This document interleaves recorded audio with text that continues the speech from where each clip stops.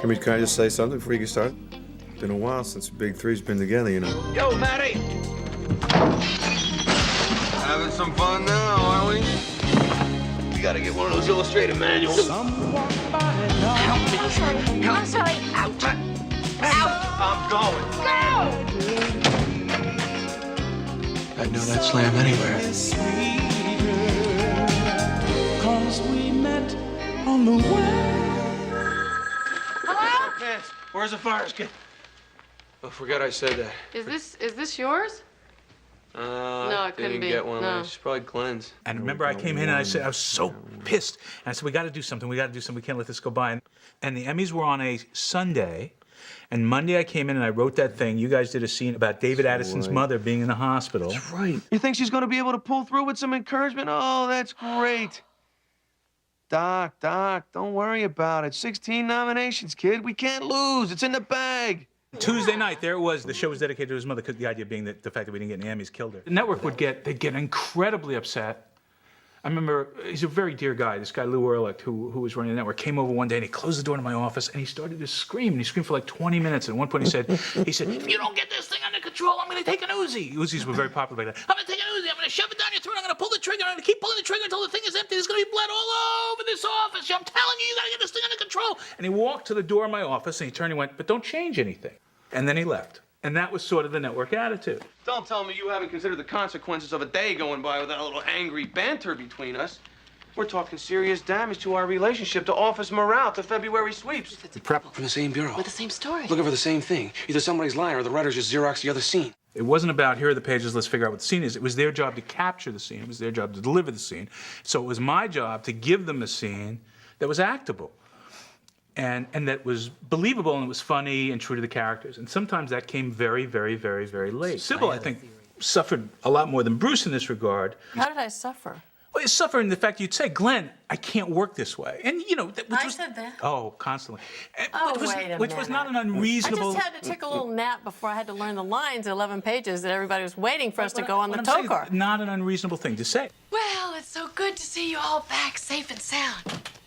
Looking forward to that next 50 weeks, to giving it that 200%, to putting in that good, hard day's work. We were having a wonderful fun. It took me a few years to just forget all my bad memories. I mean, like, bad memories of just working so hard and wanting it to be so good.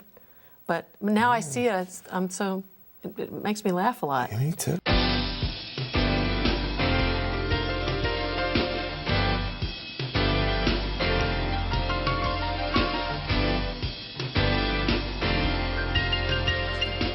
I was like the lamest one in that because I had to learn how to dance. And I was like, I used to have it on my resume, and it finally, my secret came out because on my resume it said actor who moves well. Didn't move well at all. I was with dancers, real dancers. I looked like I was just stumbling around. Big Man on Mulberry Street happened because Phil Ramone called me on the phone and said, Billy Joel wrote this song and he was thinking about your show when he wrote it. Your show inspired it. Do you want to hear it? Oh, that's right. And kind of came over with this tape, and I'd been looking for an excuse to do a dance number for 2 years, so it was very serendipitous. First episode where we actually got to act in two really serious scenes, probably the two most serious scenes we ever did together were in that episode. You come to the hotel in Philly. And a big secret that I was married before? Come on, it was huge. Nobody knew that. And you're married to a woman who left you for another woman. That was big. It's true. He walked in on me and someone else. But it wasn't another man. I'd seen Risky Business, and I loved Booger, and I loved him in the nerd movies, and I loved him. And he came in one day and auditioned for something. I don't remember when. I went, oh, this is silly. You should just be part of the cast. And because I was also always trying to find ways to lighten the load for these guys, because they were in everything. And you know, Elise was wonderful, but she, you know, she needed someone to play off of. And I thought, well, he's the antithesis of Bruce. You know, in the same way that Lisa's sort of the antithesis of Cybill. It just made great sense to me. 15-yard penalty, too much time in the huddle. Fill her up, lad. I don't know if you guys know this, but the inspiration for the show, for the whole series, for me was I had seen in Central Park, I'd seen Meryl Streep and Raul Julia do The Taming of the Shrew. And you couldn't get those guys to do Moonlighting? I tried. Is that what you're saying? As I recall, you came to me and said you had the most brilliant idea in the world, and do The Taming of the Shrew. And I said, who's going to play the shrew? You speak of animals. Yet all three of you be rats. And three blind rats you're not, as clearly you came to gawk at me. We only just arrived to woo and bewitch, having not advanced knowledge that you be such a bitch. Enough! Lowest rated episode we did. No way. Shakespeare ones? Lowest rated. I'm convinced they People tune in. don't want to see Shakespeare They these see days. those costumes. They hear that rhyming stuff. Those costumes were torture for me. They weighed 35 pounds. They were so beautiful. And I'll never forget, I don't like being tied up. I remember seeing that on on the film. application. Yes. And so the show really is The Taming of the Shrew. It really is Kate and Petruchio on some level. So I do remember coming to Who you are those guys. guys? Kate and Petruchio? Kate and Petruchio. They had a series before us, very similar. And then they called it Remington Steele. I was at a thing for Brandon Tartikoff. It was a dinner for Dan, big 500 people dinner, and you get out of these things and they have a line you wait on for the valet to bring your car, which is usually longer than the dinner. I'm standing on this line, and about 100 feet in front of me is Rona Barrett, who at that time was the sort of premier gossip columnist in the world, and thought, geez, there's Rona Barrett. I got this brainstorm, and I went up to Rona Barrett and I said, hi, my name is Glenn Caron, blah, blah, blah. Would you like to be on Moonlighting? Which everybody did. And she said, yes. And I said, can you be at stage 20 tomorrow at 20th Century Fox at 8 o'clock? And she said, yeah. And she showed up at 8 o'clock, and we did the whole thing in a day. But the best part of it was the opening. She marches over to Cybill's office and knock, knock, knock. And Cybill says, Maddie says, who is it? And she says, it's Rona Barrett. She says, Rona Barrett?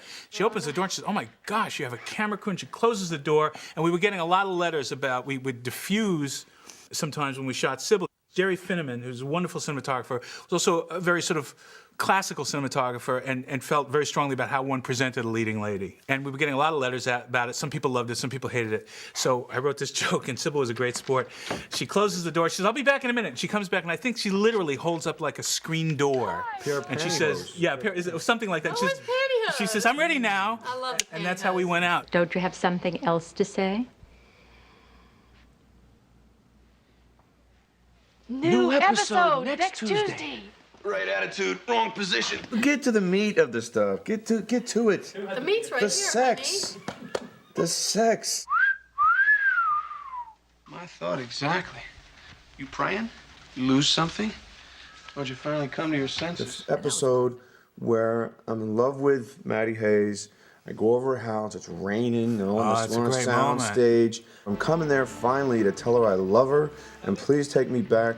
And Mark Flippin' Harmon opens the door, and they close on that moment in that episode. There was this anticipation built up that we all, I think, knew was coming and were dreading because we knew that as soon as we got to that point that something was going to change. I don't believe that.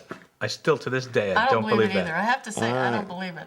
I don't agree with That that. it changed or that we knew it was Oh, coming? no. It did change, and It all of that's changed. true, but I don't believe it had to change. No, but I it was think if being you and I had actually predicted. done It was then already would being... have changed everything. I've used that trick in every film I've directed where there's a bed Really? scene. Yeah.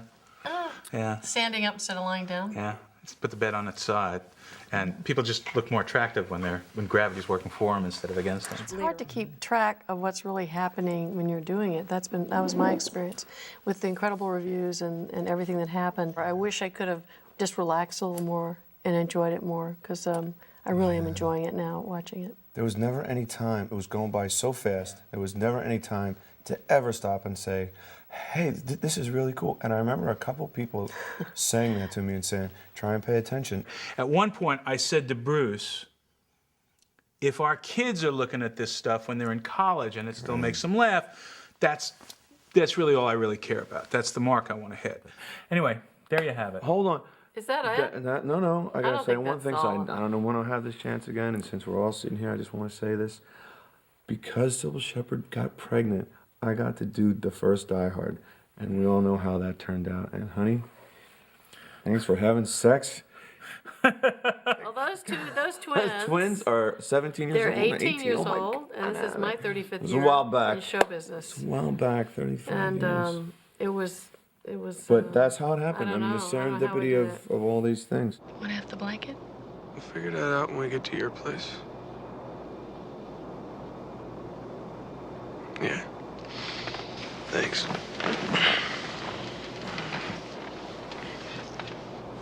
If I can borrow half a shoulder. Only for about the next 20 or 30 years. And I'm gonna need it back.